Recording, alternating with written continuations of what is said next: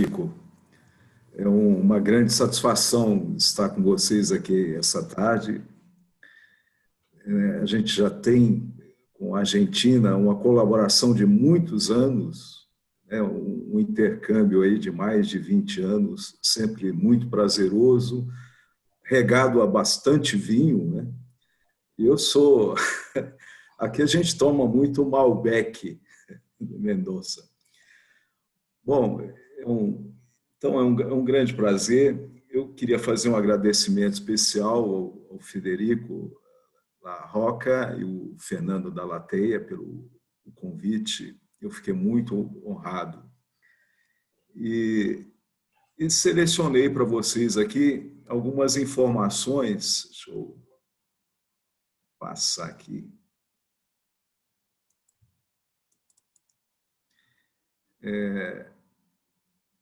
Sobre novas tecnologias que estão surgindo aqui no Brasil, são recentes, vamos dizer, o processo se acelerou mais nos últimos 5 anos, embora a gente já vem fazendo muitas práticas de silvicultura de precisão há mais de 10 anos. Eu vou fazer uma síntese, peguei alguns casos, alguns exemplos que chamam a atenção, e são exemplos de empresas que trabalham cooperativamente conosco aqui junto ao IPEF.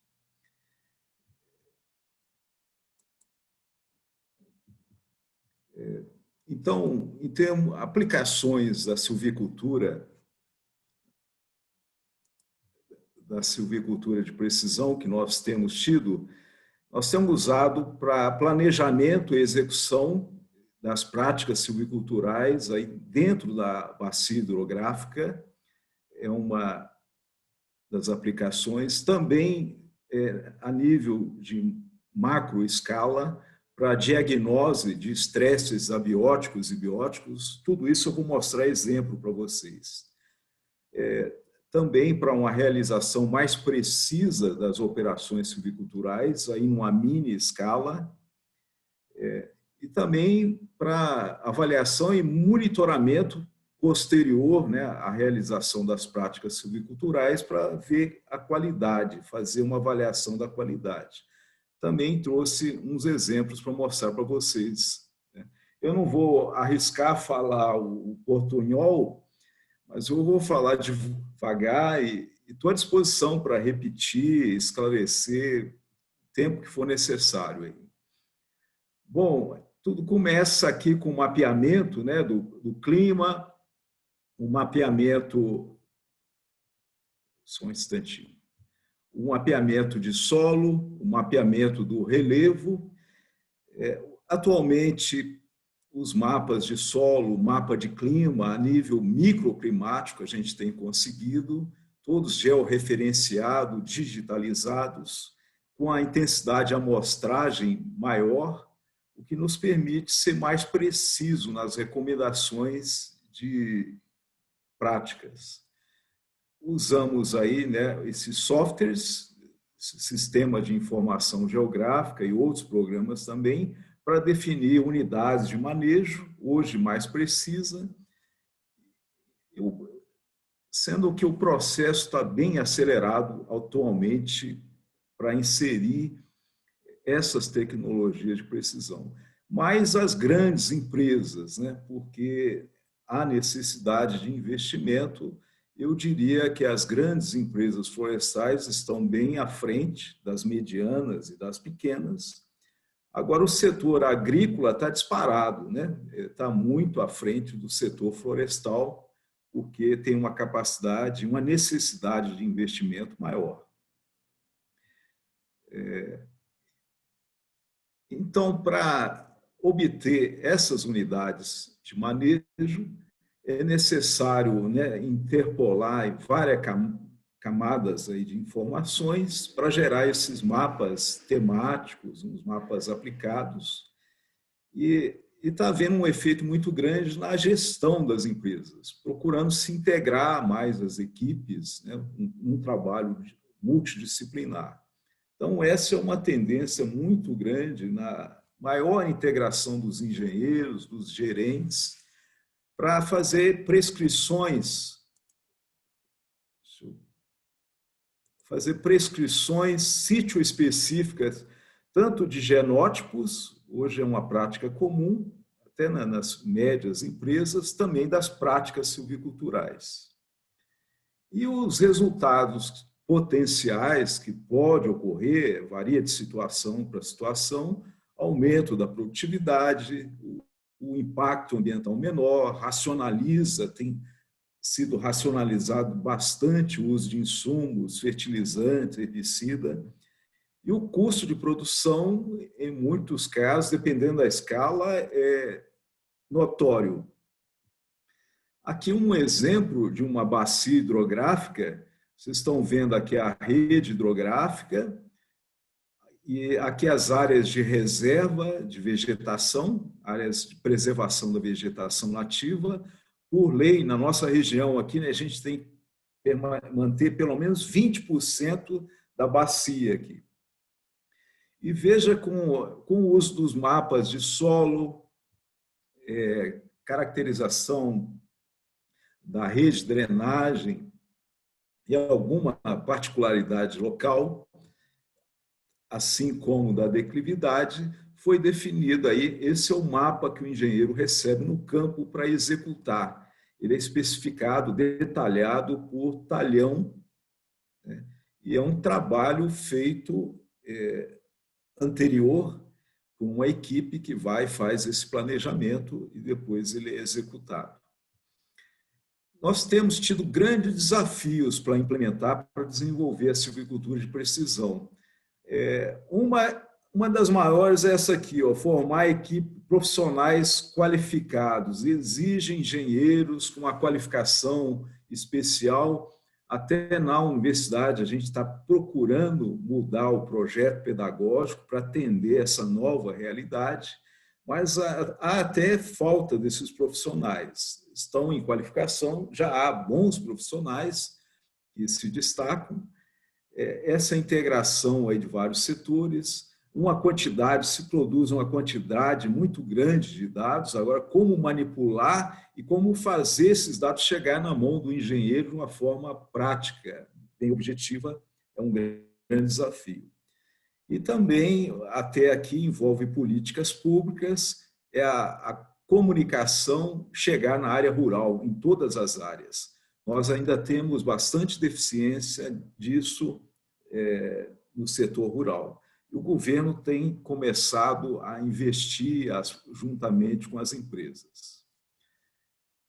Então, vamos começar aí em termos de aplicação da silvicultura de precisão para locação de estradas. Veja aí uma área de morros bem acidentada. Atualmente, essas áreas, para fazer o layout de estradas, tanto para fazer novas estradas, como realocar para não ocorrer erosão, né? Veja aí um sistema bastante acidentado e não tem erosão. E para que a colheita mecanizada seja facilitada, veja as linhas alinhadas morro abaixo. E mesmo assim, sem erosão, porque se usou aqui o cultivo mínimo e com algumas técnicas especiais para evitar isso aí. Hoje, um sistema que está funcionando muito bem é fazer a varredura com LiDAR para obter esses modelos digitais de superfície do terreno, que tem uma alta resolução, e a vantagem do LiDAR também é que ele penetra no dossel das árvores, evitando assim muitas visitas dos engenheiros no campo para fazer esse planejamento. Uma outra aplicação da silvicultura de precisão para diagnosticar estresses abióticos e bióticos. Tem sido muito útil isso. Nós temos passado aqui no Brasil por severas mudanças climáticas. O frio está mais rigoroso, quando nos períodos de frio, e seca, até no sul do país, às vezes está ocorrendo áreas em que tem diminuído muito a a pluviosidade. E na região central, região mais ao norte, o problema se agrava muito. Então, mudança climática é uma realidade para nós e nós estamos aprendendo ainda a lidar com isso aí. A silvicultura de precisão tem nos ajudado bastante. E aqui eu vou falar de duas variáveis, dois indicadores que a gente tem usado muito. Olha, o índice de vegetação, que se baseia na reflectância da radiação solar, principalmente aí no vermelho, no infravermelho. Não tenho tempo para entrar em detalhes, mas se baseia na reflectância tanto do infravermelho como o vermelho. Então, se obtém aqui uma curva de reflectância para diferentes comprimentos de onda, a gente usa predominantemente duas faixas de ondas aqui, uma do infravermelho e outra do vermelho. Veja que a reflectância aqui é menor, aqui é maior, e por relações entre essas bandas de radiação, a gente consegue muitas informações sobre o estado hídrico da planta, sobre o estado nutricional, sobre a ocorrência de malezas, vários usos. E uma outra novidade que nós temos aproveitado, que começou em 2016, foi uma empresa, Planet. Ela lançou nanosatélites, que são bem pequenos, e são ex-pesquisadores da NASA que montaram essa empresa, tem aqui uma sede no Brasil, em São Paulo, e está sendo muito usado. É um recurso que fica até mais barato do que imagens de drone. Essa empresa já lançou mais de 280 nanosatélites desde 2015 e tem uma resolução temporal muito alta, é diária. Se a empresa ou qualquer usuário quiser a informação diária, é possível obter, o que facilita muito. E de alta resolução também. A resolução é de 3 metros, consegue identificar. Eu vou mostrar algumas aplicações do nanosatélite. Agora, esses pequenos satélites, vejam, só avaliam, são multiespectral, mas só avaliam 4 bandas.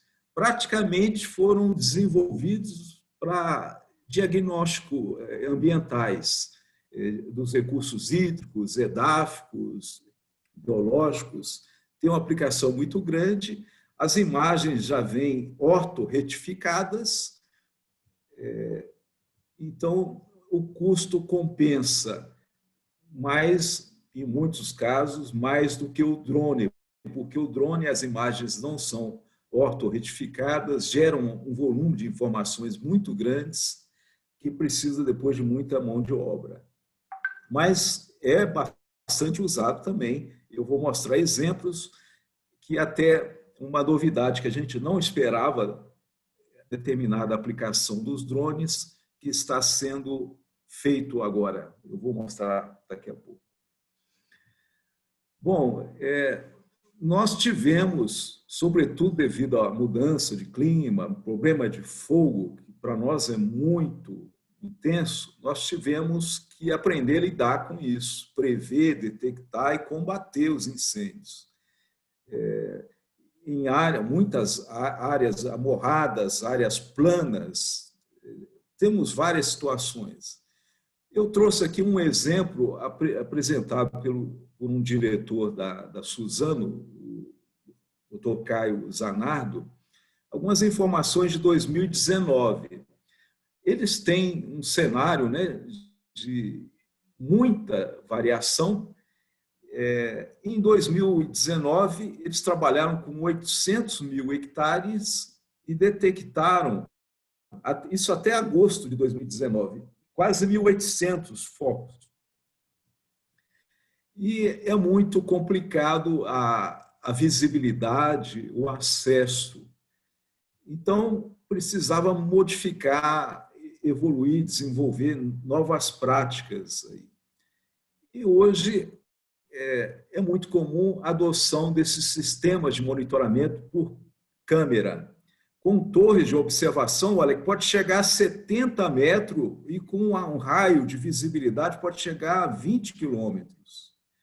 As torres de madeira que nós tínhamos antes chegava a 20, a mais alta que eu vi, 35, 40 metros. Tinha uma visibilidade muito pequena e era o torrista que fazia todos os cálculos, errava bastante, né?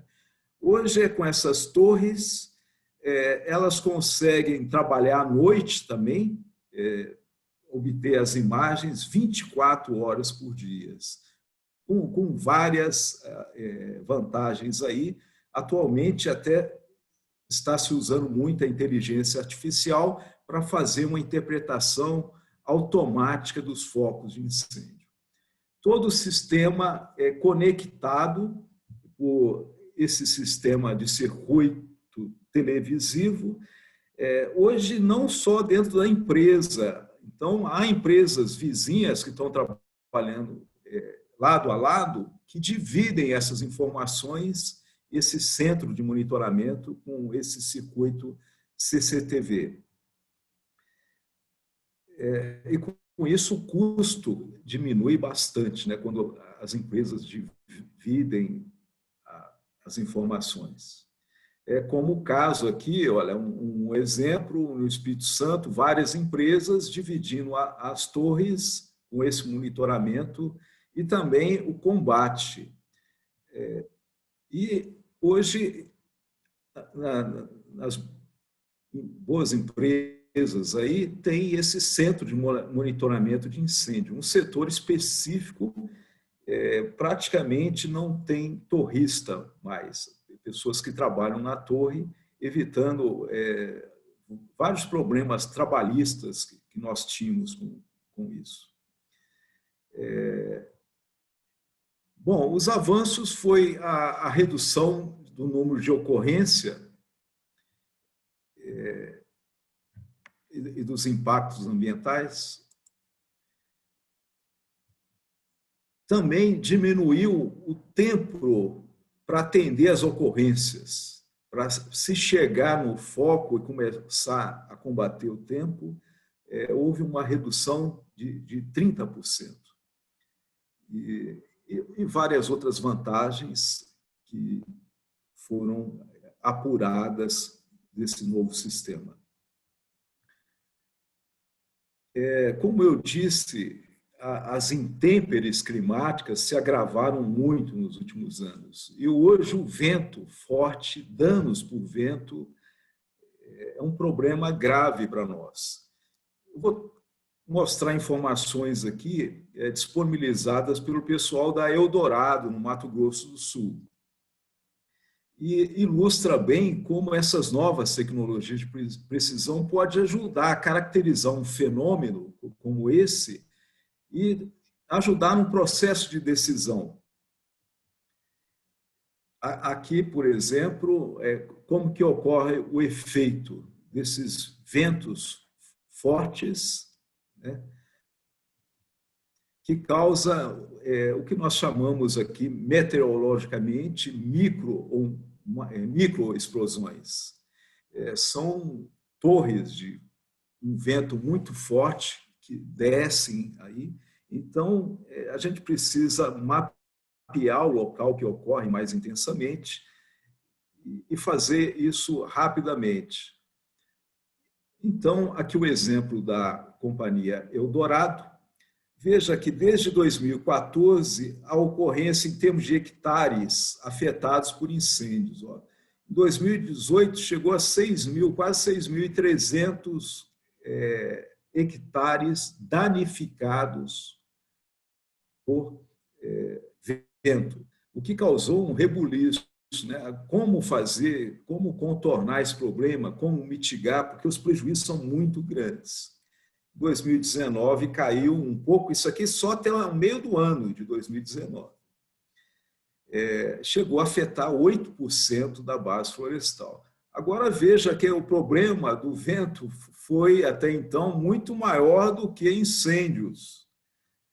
14 vezes menor. Isso aqui se deve à eficiência das práticas que estão sendo adotadas atualmente. E o que se constatou com nanosatélites foram, para fazer mapeou-se todas as áreas danificadas por ventos e se verificou que a maior parte das áreas afetadas ia até 4 anos. E a maior parte, 30% até 2 anos, mais 30% de 2 a 3, mais 20% de 3 a 4 anos. Povoamentos mais velhos ou novos tinham um problema menor. Isso aí está relacionado com a dinâmica do vento. A gente não tem tempo para discutir isso aqui. Então, veja que quanto mais jovem o povoamento, maior o problema. Um outro problema que surge disso, não dá para aproveitar essa madeira aqui. Madeira muito jovem, ela não tem uso nem para energia, nem para celulose, não dá para usar. Então, a empresa toda se mobilizou, fez sobrevoos aí, pegou imagens de nanosatélites, de drones, classificou a gravidade dos danos. Veja aqui, uma gravidade baixa, a floresta ainda consegue recuperar, uma gravidade média, e aqui uma perda, para vocês terem uma ideia de como pode ser a gravidade. Então, com esses recursos de sensoriamento remoto, foi possível fazer esse mapeamento das áreas e, basicamente, com as informações, se decidiu por 2 estratégias e práticas de manejo. Primeiro, fazer o zoneamento das áreas de plantio, conforme o problema, o risco. Então, muda-se aqui o cronograma, a época de fazer o plantio. Isso foi um ajuste que está sendo feito. Todo isso aqui é um processo em implantação. A Eldorado é uma das empresas que está se destacando nessa parte aí. Também a identificação dos materiais genéticos menos suscetíveis. E para identificar os clones suscetíveis a ventos e a tempestade, estão usando uma variável aqui, a quebra relativa, que é a área afetada com determinado clone dividido pela área total com esse clone. Aí você tem um índice de quebra relativa e dá para, com essa variável, comparar clones, fazer uma comparação entre clones sem tendência. E também está se avaliando uma técnica desenvolvida pela Cenibra, uma empresa de Minas Gerais, que desenvolveu uma técnica para avaliar a quebra por tracionamento. Então, traciona-se a árvore e faz uma avaliação do índice de quebra dela. Aqui, por exemplo, está um exemplo feito pela Eldorado, em vários nos clones que eles plantam. Eles identificaram, olha, que tem 5 clones aqui que o índice de quebra suporta um valor aqui acima de 1975 kgf por metro. Então, esses clones aqui estão sendo plantados nas zonas com maior risco de ventos fortes. E esses outros aqui, mais suscetíveis aos ventos em outras áreas, onde os ventos ocorrem em menor intensidade. Bom, um outro assunto agora, algo sobre monitoramento do crescimento e recomendação de adubação. Aqui até eu vou usar um trabalho do sul dos Estados Unidos.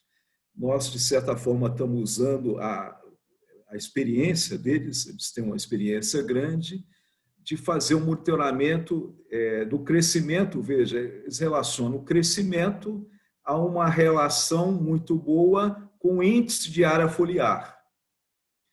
Aqui tem a variação que eles obtêm. Então, a meta deles seria um índice de área foliar de cerca de 4,2 metros quadrados de folha por metro quadrado de terreno, que corresponde a uma produtividade, mas isso aqui é para pinos Teda e Pinus eliote, de mais ou menos 28 metros cúbicos hectare ano. E eles decidem a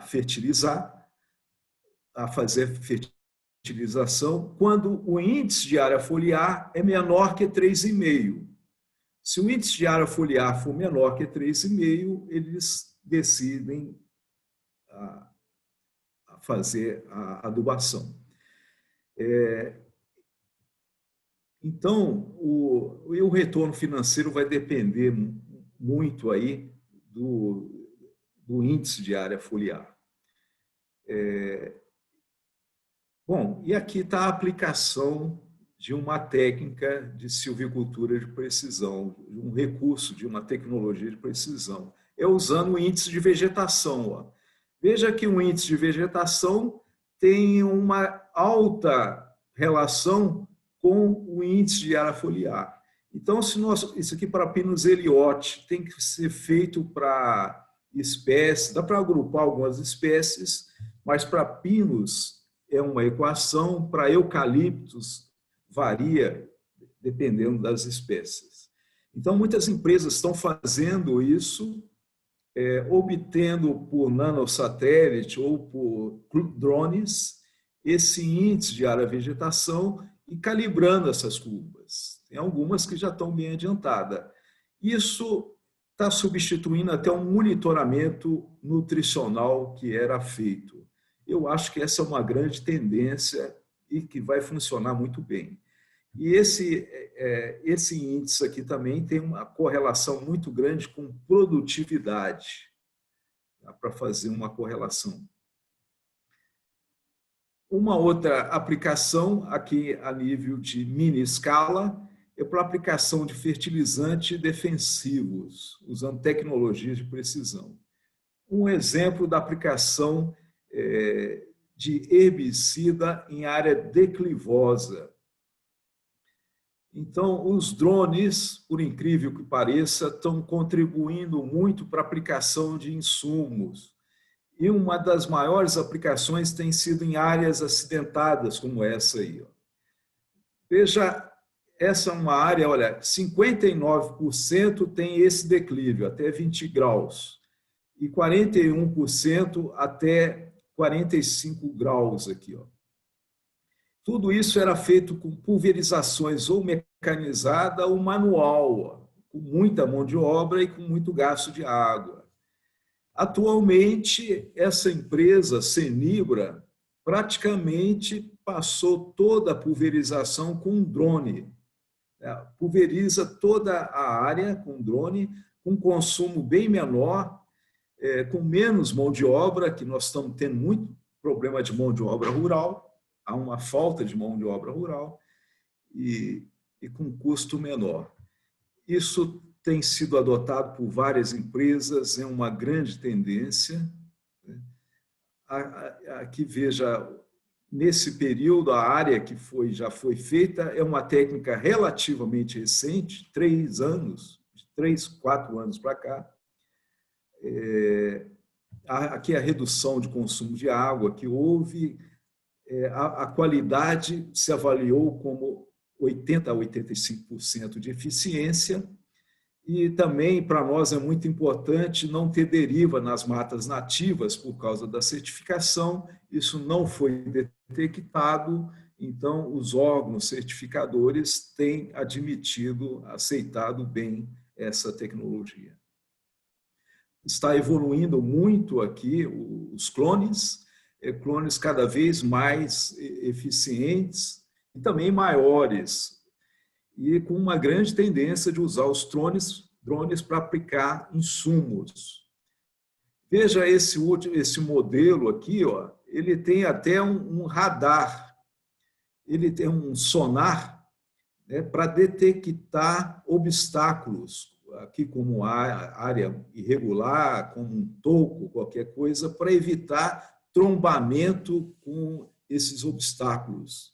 Isso tem sido evitado dessa forma. Eu sei que estão cada vez mais eficientes, e aqui um módulo, veja que é um módulo relativamente simples. E eu diria que em várias empresas, hoje esse é um serviço terceirizado. Os terceiros realizam essa operação com bastante eficiência e são muito ágeis na evolução, na assimilação das tecnologias. Maior, né, essas startups têm uma eficiência de assimilação e uma versatilidade normalmente maior que as grandes empresas. Em termos, aqui já numa parte final da minha apresentação, um pouco sobre o monitoramento da infestação por plantas daninhas pós-pulverização de herbicida. Um exemplo aqui da Klabin, uma empresa que tem uma tecnologia bastante avançada, os colegas me cederam essas informações. São imagens de nanosatélites que têm uma alta resolução, e o que permitiu fazer esse monitoramento das malezas foi essa precisão e outra, a resolução.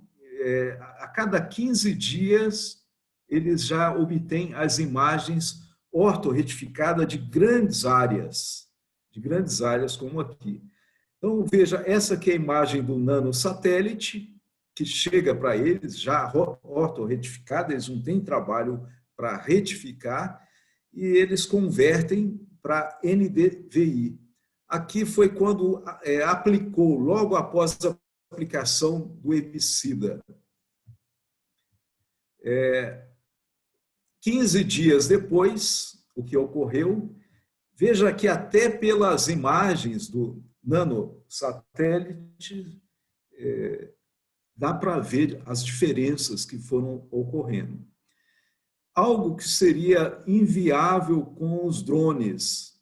Fazer nessa periodicidade ficaria muito caro, muito trabalhoso, fazer com essa frequência essa avaliação. Aqui, depois de um mês, o que ocorreu com as malezas, eles então avaliam a eficiência para ver aonde que tem que voltar, se for o caso. E veja aqui que a eficiência foi excelente da aplicação. Eu diria que mais de 95% nesse caso aqui, ó, de eficiência de controle das malezas. Eu sei que tem que ser breve, então eu selecionei essas informações aí, espero que tenham a ver com a expectativa de vocês aí, e eu estou à vontade e à disposição de vocês. Bien, muchísimas gracias, Leonardo. Muy bueno, te estábamos apurando, muy claro para el apuro que te habíamos pedido. En este momento habilitamos entonces para los que quieran hacer preguntas, recuerden en el chat, en chatear y preguntas aquí, ahí pueden hacer las preguntas que después vamos a tratar de combinar hacia el final. Ahora yo voy a ir adelantándote algunos temas que por cuestión de espacio medio como que habíamos dejado afuera, pero yo ahora te voy a meter un poquito en eso, Leonardo, que son cositas que hemos escuchado de Brasil. A veces nosotros escuchamos o vemos cosas y bueno, queríamos ver tu perspectiva. Pero antes de entrar en esa, yo me pareció ver que en un momento hablaste de la tecnología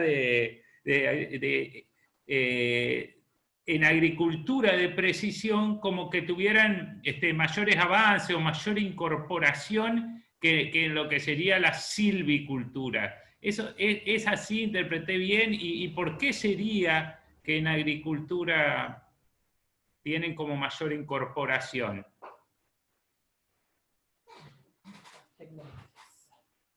Bom, veja, a cultura, vamos pegar, por exemplo, a cultura da soja.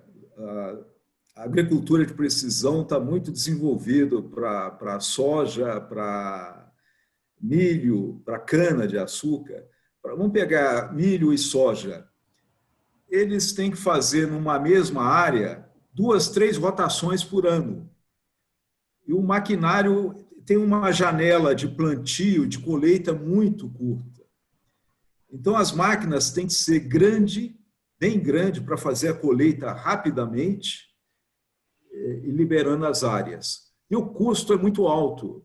Veja, a soja, para ter um cultivo de 3 a 4 meses, em reais dá R$3.500, R$4.000, só para implantar a soja. É um custo muito alto. Então, grandes blocos de área, né, os fazendeiros têm grandes blocos de área, máquinas grandes, tem por ser mais rentável, tem um retorno também muito rápido. A soja você planta 3, 4 meses, rapidamente você tem um retorno, colhe aquilo, vende. Então, o retorno do capital investido é muito rápido. Então, isso aí, juntamente com a necessidade de mecanizar, automatizar as operações em curto prazo, viabilizam eles investimentos muito mais altos. Hoje, a soja gasta... cada 1.000 hectares tem 3,5 trabalhadores. Para manejar 1.000 hectares, 3,5 trabalhadores. Para 1.000 hectares de eucalipto, precisa de 15 a 20 empregados. Então, nós não conseguimos equiparar a eles na mesma velocidade de investimento. Correto. Essas são algumas razões. As áreas também são mais planas, muitas vezes as áreas são mais planas, mais limpas, têm menos resíduos, são semi-preparadas. Tudo isso facilita a agricultura de precisão. Mas estamos correndo atrás. Sí. Y en un momento mencionaste las startups o startups que a ver si podés profundizar un poquito y cómo contribuyen a la implementación de las nuevas tecnologías, digamos, porque quedó medio apurado.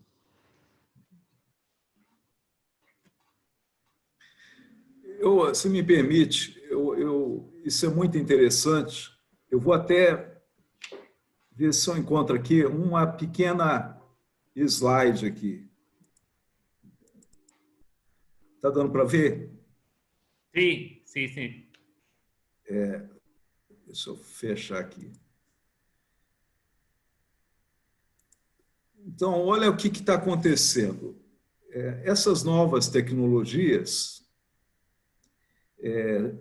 as empresas querem aplicar isso, né? Várias tecnologias aqui, tudo tecnologias relativamente novas que vêm ocorrendo pelo desenvolvimento do sensoriamento remoto, da tecnologia de informação.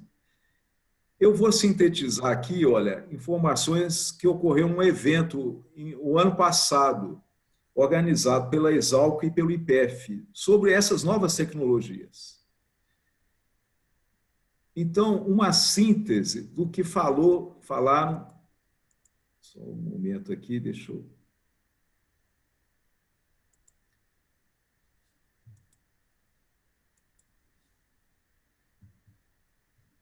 Do que falaram diretores, gerentes de várias empresas.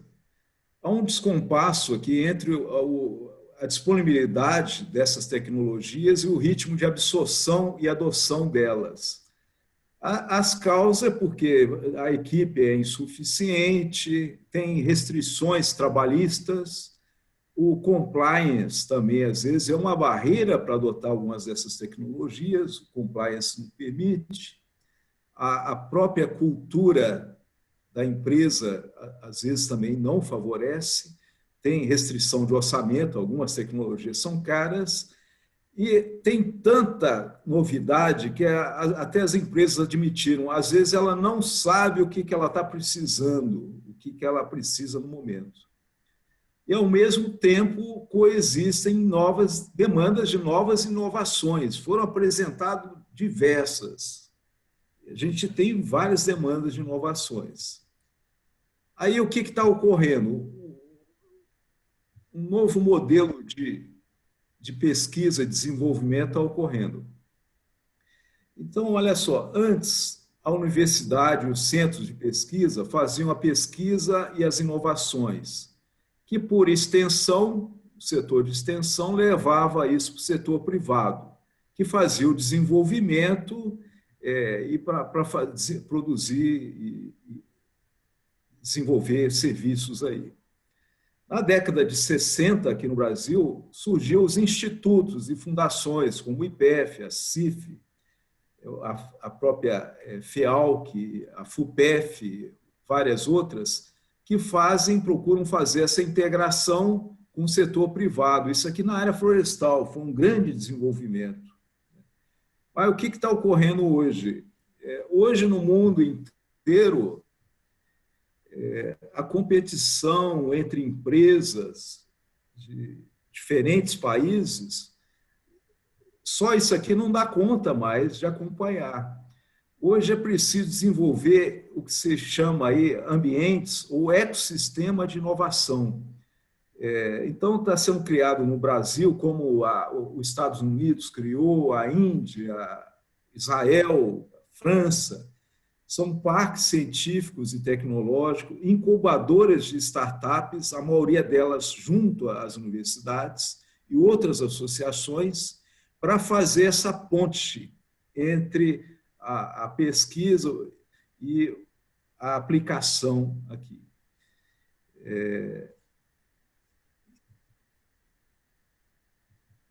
Então, a competição atualmente com o setor internacional não ocorre mais de empresa para empresa dentro do país, e nem de empresa com empresa no exterior. Tem que ter uma união, uma competição para conseguir competir com empresas internacionais. E para conseguir fazer isso, é preciso que as empresas correlatas se integrem numa mesma área para desenvolver, para inovar novas tecnologias, para fazer benchmarking e desenvolver novos produtos que agregam tecnologias de várias empresas. Então, para todo lado no Brasil, está surgindo as startups e esses parques científicos e tecnológicos. Nós já temos uns 3 ou 4 ligados ou próximos a centros de pesquisa e inovação. É uma cultura que a gente está chamando de cultura de muros baixos aqui. É o que ocorre, por exemplo, no exterior. Tem aqui o Vale do Silício, o Silicon Valley, Israel e outros aqui. E no Brasil, aqui tem algumas. Aqui perto de nós tem uma startup ligada à Unicamp. No Rio de Janeiro tem outra. Tem várias startups já desenvolvendo no Brasil. O IPEF, nesse evento que eu citei para vocês, lançou o radar de inovação. O que é isso? Ele classifica startups e pesquisas que possuem potencial para trazer soluções para o setor florestal. E, periodicamente, seleciona soluções propostas por essas startups, pode até fazer parcerias e divulga, envia essas informações para as empresas integradas nesse programa do IPEF, que é um programa que foi criado em dezembro, me parece, dezembro do ano passado. Bien. Bom, bien. Tenemos ahí otras preguntitas respecto a si el gobierno de Brasil provee la información espacial de alguna forma facilitada o algo para las empresas, o es todo una gestión privada de las empresas? Olha, o governo Na agricultura, tem fontes de financiamento de máquinas, por exemplo, de custeio da atividade agrícola e florestal, tem fontes de financiamento em taxas de juros bem favoráveis. Agora, o governo eu acho que tem ajudado muito com financiamento das tecnologias de informação, tem procurado distribuir mais as tecnologias, as redes de informação dentro do país. Também prover bolsas de estudo para os estudantes, financia projetos de pesquisa. Então, a contribuição do governo brasileiro tem sido relativamente boa, mas eu acho que precisa melhorar as políticas públicas ainda. Dá para fazer muito ainda. Mas eu não diria que é uma participação neutra, não. É uma participação boa já. Mas pode. Agora, eu acho que no futuro as empresas que quiserem financiamento, grandes financiamentos, se elas tiverem esse grau de desenvolvimento, elas vão ter facilidade para conseguir financiamento. Bien. Cambio un poquito de tema a uno que no alcanzó el desarrollo, pero que hemos escuchado respecto del manejo de rebrotes, le decimos nosotros, o sea, conducir la misma cepa, los rebrotes de la misma cepa después de la tala, en lugar de replantar. Pareciera, no sé si lo empecé a escuchar ahora o si hay una tendencia o algo al respecto. Y en ese caso, ¿cuáles son los elementos que ayudan a decidir si uno se va a volcar al manejo de rebrote? ¿Qué incidencia tiene si es el material genético o el clon o las condiciones previas? Y también cómo es el manejo, la conducción, cuántos fustes y demás, y si eso está vinculado al uso industrial posterior o hay alguna relación de ese tipo. Son varias juntas en una, Leonardo, porque se me acaba el tiempo. Olha, a meta de empresas é ampliar cada vez mais a condução de rebrotes, porque o custo de condução do rebrote é 40% a 50% menor do que o custo da primeira rotação. Então, é muito vantajoso. E, às vezes, o balanço da conta fecha só quando você considera os ganhos, a rentabilidade dos dois cultivos, das duas rotações. Que a madeira no Brasil, de modo geral, ela ainda está muito barata e o custo de produção aumentando cada vez mais. Então, para viabilizar, é uma tendência. Hoje, o setor de celulose precisa de uma madeira de melhor qualidade. Eu diria que está aí entre 25% e 30% das áreas da base florestal conduzida como rebrotes. E começou depois a crise de 2008. Agora, o setor de energia, que tem uma lucratividade baixa, chega a 60%, 70% das áreas ser manejadas por rebrote. Porque senão não paga o custo do carvão para siderúrgicas. Bom, e para decidir se uma área vai ser manejada com rebrote ou não, primeiro tem que ter tido na rotação anterior uma produtividade boa, ter tido uma produtividade condizente com o que a empresa pratica no ciclo atual. Se o clone, o genótipo, tiver algum problema e tiver um outro melhor, com potencial de aumento de produtividade, aí se troca. Não pode ter mais do que, tem que ter não pode ter mais do que 15% de mortalidade. Tem que ter ao menos 85% de sobrevivência. E as empresas do setor de celulose são mais rigorosas ainda. Bom, e também a distância. Quanto mais próximo da planta, da fábrica, geralmente menor a probabilidade de usar rebrotes. Os rebrotes são usados normalmente em áreas mais distantes, que é para não perder produtividade mesmo. Isso é a visão, a estratégia da empresa de celulose. Com relação ao manejo, você tinha me falado que seria interessante falar sobre rebrotes. Eu preparei, se me permite, se eu tiver 2, 3 minutos, apresentar alguns slides sobre manejo de rebrotes. Está dando para ver bem aí? Alô? Estamos vendo, adelante. Estava vendo? Sim, sim. Então, espera.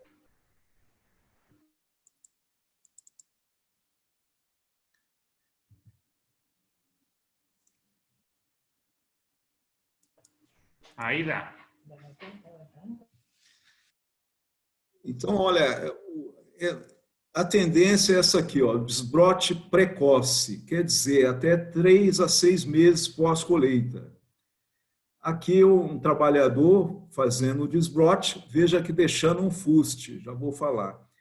Isso aqui em Alagoinhas, uma região litorânea, onde que venta o ano inteiro, então o rebrote ele fica bem firme aqui. Dá para você fazer a desbrota e que eles tiram, tá vendo? Até a casca aqui, ó, para não haver rebrota aqui de novo. E mantém um fuste só para a celulose. Então, onde que venta muito, dá para fazer isso aí. Agora, aqui uma desbrota tardia, que era feito e a tendência é, depois, está vendo aí, com 12 a 15 meses, a tendência é diminuir esse tipo de rebrota. Aqui, olha, está aqui já mais no interior do país, para fazer a desbrota não pode ser uma idade muito tenra, porque venta bastante, o vento quebraria os rebrotes. Então, a idade é boa, é com 4 a 6 meses, com essa altura aqui, mais ou menos 2,5 metros, 3 metros. E é quando se faz a desbrota. Aí tem os rebrotes, o eucalipto é um híbrido entre urofila e grandes. Tem se usado essa cavadeira para fazer o desbrote. Para a celulose, deixa um broto desse. E veja que a cavadeira é a forma mais prática que tem para fazer esse desbrote precoce. Tira a casca aqui, ó, e aí não ocorre a rebrota. Aqui vocês estão vendo, olha, aqui morre esse pedaço da casca e esse fuste vai vir sozinho. Com a foice, danifica muito o rebrote, tem sido uma opção pouco usada, usar a foice para esse tipo de corte aqui. E veja aqui um estudo desenvolvido pela Suzano agora, que mostrou que quanto mais cedo se faz o desbrote, maior a produtividade, ó, metros cúbicos por hectare. E quanto mais velho, quanto mais se atrasa, vai perdendo em produtividade. Essa aqui é uma avaliação aos 3 anos pós-desbrota, um experimento desenvolvido pelo colega Sebastião. Aqui dá para ver bem, ó, aos 6 meses, essa aqui foi recém-desbrotada. Essa aqui tem 3 meses. Foi feito o desbrote com 3 meses. Veja como que ela já se recompôs mais rápido, está com índice de área foliar maior e vai arrancar na frente do que esse povoamento aqui, ó. E uma outra coisa que acontece quando você faz a desbrota tardia é aparecimento desses brotos ladrões aqui, ó. Isso aqui que a gente chama de brotos ladrões. nós verificamos que esses brotos não afetam a produtividade, mas esses brotos afetam assim a colheita, vai atrasar, dificultar a colheita e vai dificultar o processamento da madeira lá na fábrica. Então, muitas empresas estão retirando esses brotos ladrões também. Veja aqui, olha, os brotos ladrões, principalmente quando o espaçamento é mais aberto, precisa desbrotar isso aqui. Não que isso vai afetar a produtividade, não afeta, mas prejudica, encarece muito a colheita. Aí, novamente, vem com a pá, com essa pá, retirando esses brotos. E também, hoje, tem até o glifosato dá para usar para controlar esses brotos, principalmente quando o fuste está maior assim. Ó. E tem as empresas de herbicida têm lançado produtos específicos para controlar essa brotação. Um grande problema para nós, ó, tá aqui, ó, a mão de obra 23 a 25 horas de trabalho por hectare para fazer a primeira e a segunda desbrota. E em muitas áreas nós não temos mão de obra para isso. Bom, yo acho que eso era lo más importante. Muy bien, muchas gracias. Igual ahora nos falta todavía Fernando, que se nos está acabando el tiempo, así que vamos a pasar a Fernando y nos quedaron unas preguntas para el final, vamos a tratar de hacerlas en conjunto. Bueno, Fernando, voy a hacer una presentación rápida porque nos queda poco tiempo y es ingeniero forestal también de la Universidad Nacional de La Plata y tiene una maestría en silvicultura en la Universidad de Florida. Tiene un pasado en INTA haciendo investigación en silvicultura de eucalipto, tiene más de 70 publicaciones técnicas, científicas y de difusión. Trabaja en Maciza desde 1996, también es del milenio pasado, ocupando cargos en el área silvícola de producción, actualmente en la gerencia de operaciones. Bueno, y es maratonista, o sea, corredor de 42 kilómetros, fondista para el pedestrismo, pero ahora yo le voy a pedir que sea un poco velocista para hacer una carrerita corta, porque estamos muy cortos de tiempo y hemos acumulado muchísimas preguntas. Las preguntas, insisto, se van a poder hacer apenas Fernando termine la presentación, las preguntas para él y en el chat de preguntas aquí. Bueno, Fernando, entonces, adelante. Gracias, Federico, y voy directo a la presentación, así ganamos tiempo. Voy a tratar de alguna manera, continuar una de las últimas slides que presentó Martín. Como, bueno, me presentó Federico, trabajo en Maciza hace muchos años,